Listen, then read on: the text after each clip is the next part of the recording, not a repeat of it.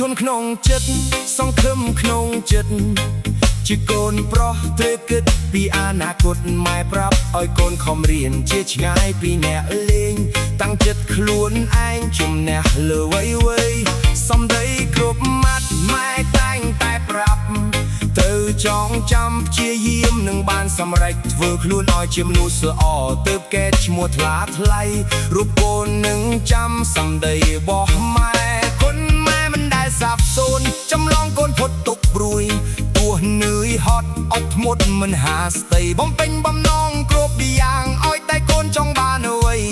ព្រោះម្ដាយថ្លៃចង់ឲ្យកូនខំរៀនហេតុអ្វីថ្ងៃនេះថ្ងៃដែលឈឺចាប់ព្រោះខានស្តាប់ដំបូនម៉ានម៉ែទៀតហើយកូនញោមអបរូបអ្នកម្ដាយបេះដូងកូនស្ទើរប្រេះពេលនេះថ្ងៃនេះព្រាត់ម៉ែរៀងរហូត